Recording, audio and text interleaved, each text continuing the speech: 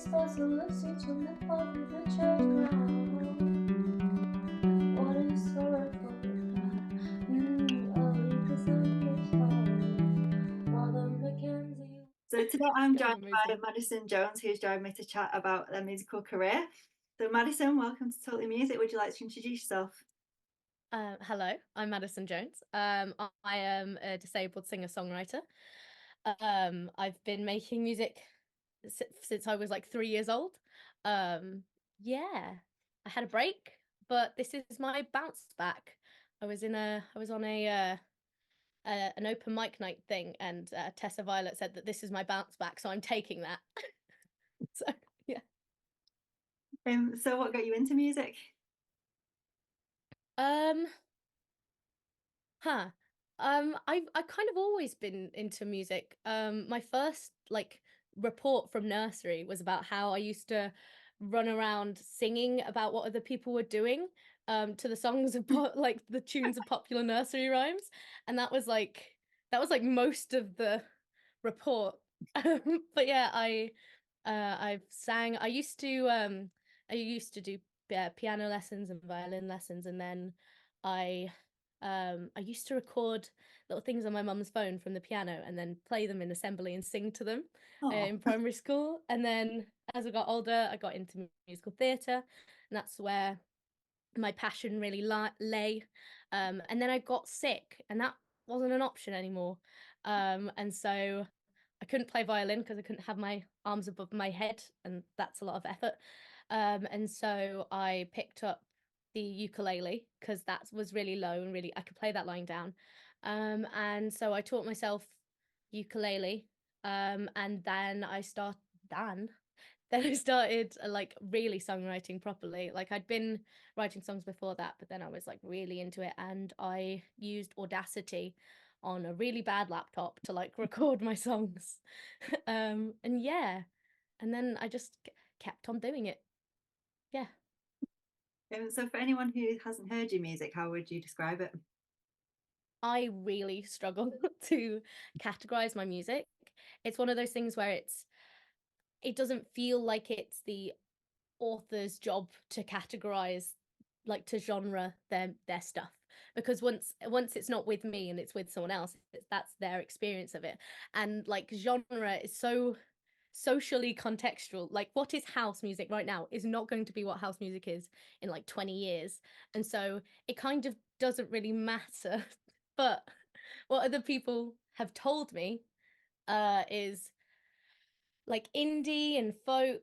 I get whimsical a lot, which I don't quite understand because I feel like a lot of my lyrics are very, very earnest and quite like hard hitting and sad. So whimsical never really made sense to me. I think maybe it's more like a vibe thing. Like I'm more vibey whimsical. But yeah, I do a lot of jazz related stuff. Like I use a lot of jazz principles in my music. But yeah, like folky, singer songwritery. I think that's the best I can do. Nice. So where do you get the inspiration from for your songs? Miscommunication.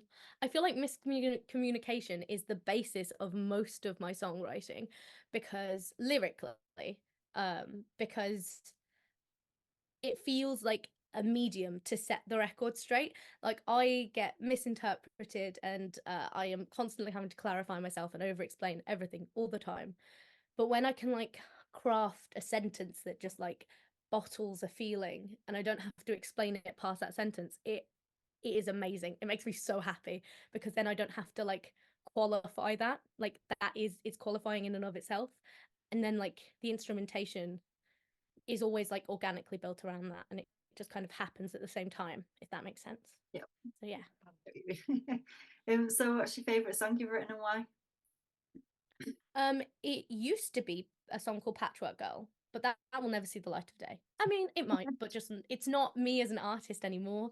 I have an entire EP that's essentially been scrapped because it's not it was an era of time and it's not me anymore. But I think probably now it would be The People Who Taught Me, which is going to be on my EP in like the coming year. So that's fun. I really like that song. It was built off of a lot of different things. It was like I kind of store away like lines and melodies and stuff. In my notes app, I'll annotate what the vibe of each thing is. And then like if there's a collection that are all kind of the same vibe, I'll kind of give it a name and then that will become a song. And it was all these different bits. And I realized that they were all things that people had told me that were just categorically untrue or just really mean for no reason. And it was just somebody else expressing something that had way more to do with them than it did with me as a child. And so I really like how it picks from different parts of my life, but like is a very rounded story. It makes me very happy. I like how that came together. Yeah. Good. Looking forward to hearing that. So how do you differ from most other artists? Do I? I don't know. I think I put too much mental energy into trying to work that out. And I think that's one of the things that has stopped me from releasing music that I'm proud of. And so I've given up. I don't have a shtick, I don't have an angle. I'm just going to be I'm just going to try and be as much of me as I can in front of I like people, it. and they can find their reason to like me. And if it's all the same reason, great.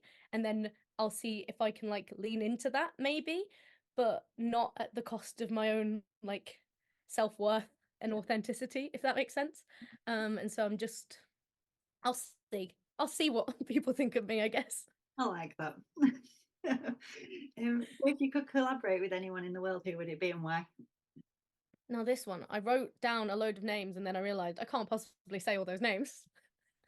So, because there's just so many people and for so many different reasons.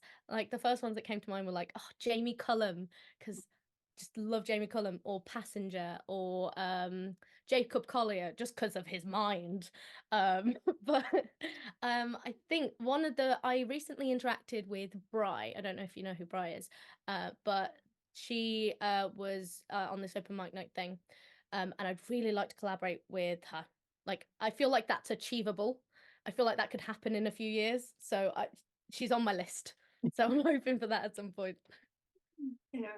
So what's been your favorite gig you've performed at and why? There was a gig I did after I had had like a serious bout of being unwell, and then I'd come back and my auntie and uncle took me to like this open mic night. It wasn't a me gig; it was just a regular open mic night. And my songs are very wordy. Like I feel like my songs are very wordy, and so in that context, I do find it hard for people to hear me because it just feels like in a muddy room, it kind of all mushes together. It's just a lot of words. But that was a night where I felt like I was so heard and so like clearly like taken in and understood that that is my favorite. It was just a random mic night, I think in Loughborough. Right. I don't even think it was in Nottingham. I think it was in Loughborough. And it just felt like I was received how I wanted to be received. What I was saying was clearly understood and it made me very happy. Oh, that's nice. So where would you like to see yourself in 10 years? I would like to have um a large body of work that I'm proud of. I'd really like to be out of like my confessional stage. I feel like most artists have like an era of like, here I am, please like me, here I am, please like me, here I am, please like me. And I really hope that I'm out of that at that point. I don't think there's any getting around that. And I don't think you should necessarily try and get around that. I think a lot of people see that as a very pop thing to have done, is to be like, this is me, this is my life, and then you move on to something else. And like maybe it's self-centered or whatever. But I really want to I really want to have been I really want to have been at least understood to an extent, and to have an identity as an artist. I want to have a whole identity as an artist so that I can like play around with that and do something with that, if that makes sense. Yeah, good. So finally, what's next for you? Ah, we have a whole year of releases. I Hey. have a secret calendar there that you can't see, but man, is it color coded, and man, Great. does it look great. Yeah, I've got so it's gonna be songs, music videos. I'm trying to do as much like open mic night gigging as possible, just so that I feel comfortable with that. But really, it's about like releasing a chunk of work, so then I have something to gig with. It's all written and stuff. It just needs to be like produced. And yeah, I'll have a single out hopefully on the 29th of March. The only stipulation of that is that it's about a particular building, and the building is a church. And it's closing down. I'm trying to get their permission to film in there before it's closed down, because it's been closed down forever. And I really want to film the music video in there because it's so vivid in my mind. And so, depending on that, if it's not released on the 29th of March, it will be released on the 26th of April. Yeah, released on the 26th of April, depending on whether or not a music video happens. So, yeah. Fingers crossed it does. Yeah, really hope. So, a massive thank you, Maddison, for joining me on Totally Music. If anyone would like to check out Maddison's music, I'll leave all the links in the description below for you. But thank you. Yeah, please. Thank you so much. Yeah, thanks. Would be proud. I cross over as a line the street.